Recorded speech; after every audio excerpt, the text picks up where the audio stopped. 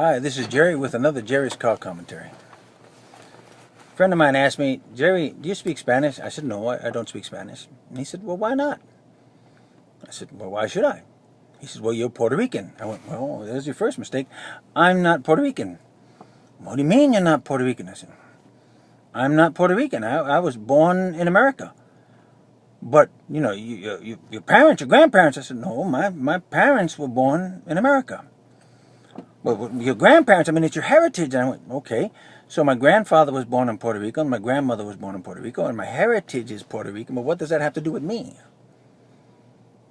You see, please do me a favor. When you make a comment on this, and tell me if you are American or if you're not American. Now, the reason why I'm asking this question and making this point is because we have become a nation so divided by a hyphen.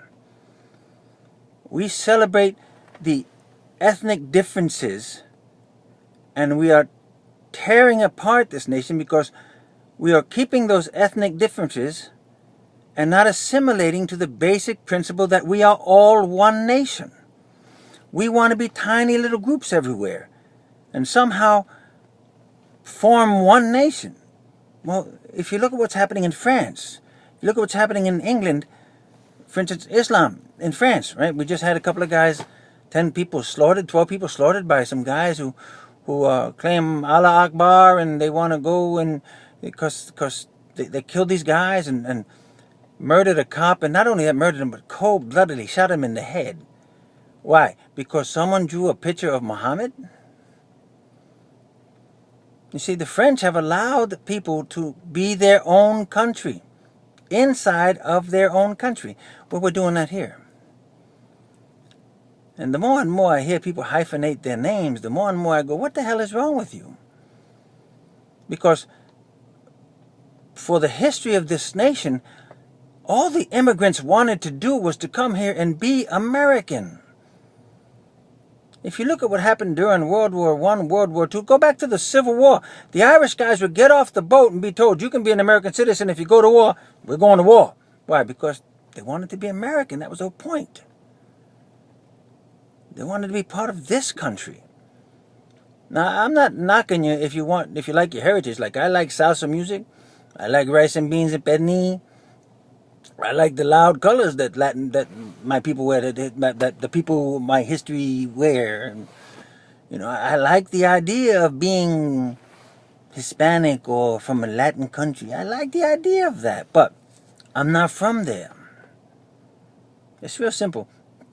If America was going to go to war with Puerto Rico, and that's not going to happen, but let's say, just for the sake of argument, that Puerto Rico declared war on America, and we were going to go to war, and they wanted me to fight.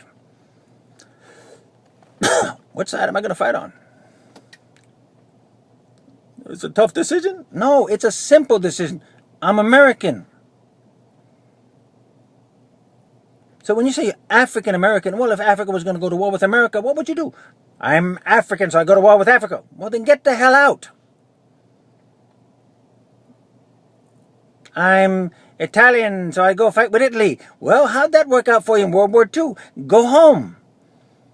You see, because this is a country that's built upon the wonderful heritages of all over the nations, all over the world, that become part of one stew.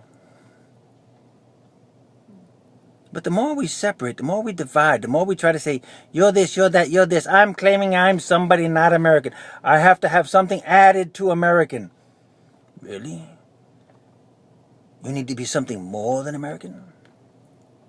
And I'm not talking about Christian or Muslim. I'm not talking about faith. I'm talking about your nation of origin, the country in which you claim. Does anybody need to be more than American? I know a lot of you guys don't like America, but is this not the greatest country on the planet? I think so. I think we're struggling and we got a lot of problems. We're not nearly as good as we used to be, but I'd still rather be here than any place else. So think about that for a minute. We have to stop dividing ourselves by these little cliques and clans that my great-grandfather was, my grandfather was, my 6 generations back. I'm not identified by who my grandfather was. They asked Abraham Lincoln about his grandfather one day, and he said, listen, and I'm paraphrasing, he said, you know, I'm much more concerned with who my grandfather's grandson will be than who my grandfather was. You see, I'm not so much concerned with who my grandfather was or my great-grandfather. I know him, I loved him, you know, he's my grandfather.